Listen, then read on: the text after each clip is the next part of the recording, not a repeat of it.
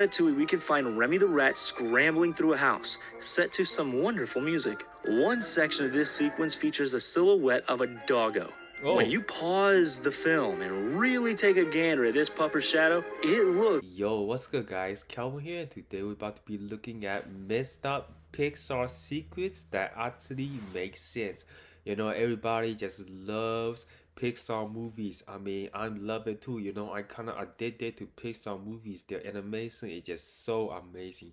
But today, we are about to find some of the dirtiest secrets in the Pixar movies. Hopefully, you are excited just like me. If you are, don't forget to give this video an early thumbs up. Really help out the channel. And yeah, let's get right in with the show. Hey, you! Yeah, you! Me? I'm glad to see you made it to the binger. I'm sure it's been a stressful day, but you know what? You got a friend in me. Sit back and relax and pop open your favorite Dinoco branded soda. Honestly, what better way to spend your time than to discover the messed up secrets that lie within the animation of Disney Pixar?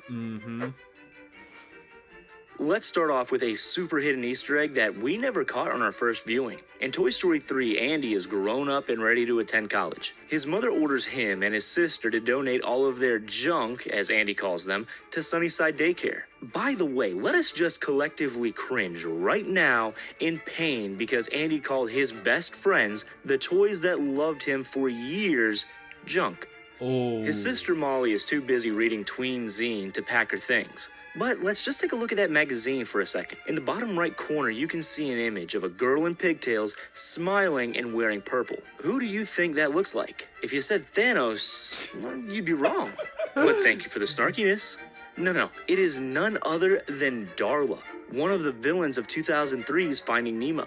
She is the dreaded niece of the Australian dentist in the movie. Oh, I hate Bratty and entitled, she is known for shaking fish bags, screaming, and being pretty darn creepy overall. So why is Darla on the cover of Tween Zine? We postulate that having a wealthy dentist in the family helped lead her to some level of celebrity in the Pixar universe. I mean, it wouldn't even be the first time either. The fish in Finding Nemo regard her presence with a certain degree of infamy. She could have brought that attitude to the human world. As we all know, being an entitled, wealthy diva will always make you famous. So it's not inconceivable that Molly is reading about the Australian tween sensation by the time the Toy Story 3 rolls around. We're all aware of that outtake in Toy Story 2, where the bugs from A Bug's Life banter on a leaf just as Buzz Lightyear runs past. But did you know that A Bug's Life may just be a children's book in the Pixar universe? It's true. Going back to the Toy Story sequel, we can find Mrs. Potato Head reading a picture book that clearly shows stills from the bug-centric animation. Now, why would Toy Story contain this Easter egg if it did not appear to be so blatantly telling? In addition, you can even find memorabilia of the film and toys present in the store that Buzz sneaks into. You cannot tell us that that is a coincidence, especially with the appearance of the book. One more piece of evidence can be found in Toy Story 3. On the wall of the Sunnyside Daycare is the name Ada, a character from A Bug's Life. This can be justified as the name of a character in a children's book, perhaps one popular with kids at the daycare?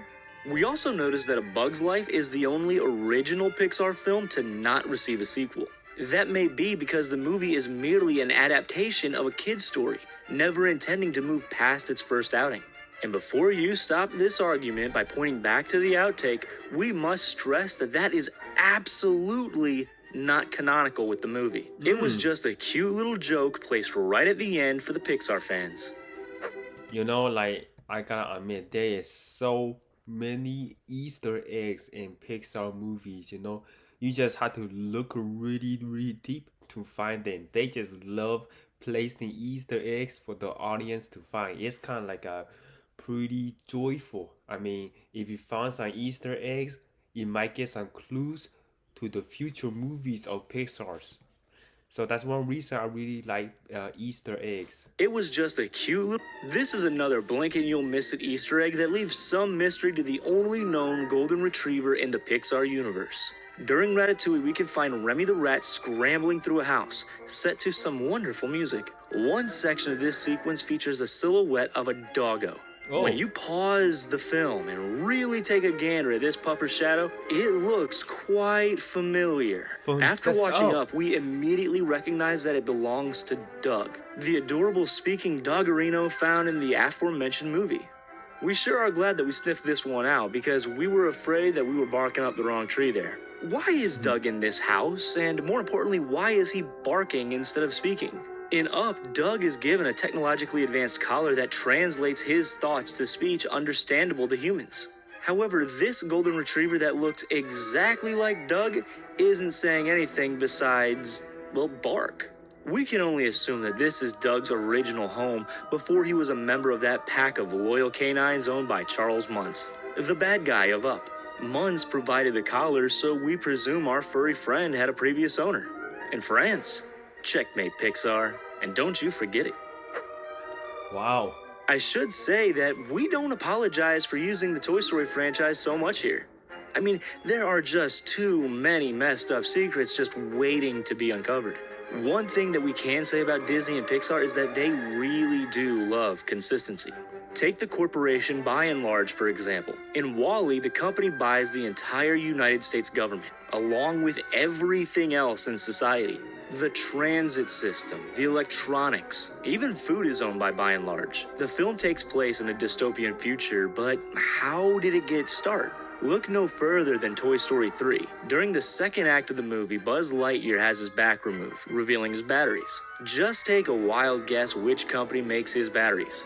Yeah, by and freaking large, my friends, this evil corporation got its start powering up the toys of Toy Story, pulling all the strings in the background. This may also be related to Dynaco, an energy company also seen in the Toy Story series as a gas station. Dynaco also appears in the Cars franchise as a major sponsor. When we think about it, Dynaco really should have been the rulers of humanity in WALL-E. Oh, so that is where it came from. So basically, this is the future, the factory that built Toy Story. But my thing is, you gotta really just pause at the right moment to really see the battery and where it is manufactured. It's pretty hard to find this Easter egg right here, okay? You gotta have a lot of time and also a lot of dedication to pause at the battery and then look at that tiny letter and then also connect the dots to Wall-E movie. So I give a lot of props or congrats to whoever found this Easter egg right here. It's definitely pretty difficult. Notice that in the film, Earth is destroyed by abusing its atmosphere. An energy corporation should be responsible for that. Let's get into some Monsters, Inc. The premise of the film goes like this. The stories about monsters hiding under the bed to scare children are all true. Oh, Those no. scares are used as a It's fuel scaring source me. in the monster dimension. So frightening kids at night tends to be more of a job than a hobby. However, some monsters really like it. Take Randall, for example, the creepy purple reptile that serves as one of the main antagonists in Monsters, Inc. He can blend into any background like a chameleon or an octopus. To practice his scaring, Randall has a slideshow presented behind him filled with various wallpapers. One of those is a sky blue backdrop with a white cloud pattern. The messed up part of this wallpaper is that we all know which room Randall visits at night. He scares Andy, the kid featured in the Toy Story series. Haha! And you thought we were done with Toy Story? Check out the first 3 Wow. films of the franchise, and right out of the gate, you're gonna see that clouded wallpaper. Given the fact that Pixar loves its consistency and its tendency to call back to previous movies, there is no doubt in our minds that Randall has likely stepped on Woody. If we can watch Sully hold a Jessie doll at the end of the movie, then it can't be out of the question.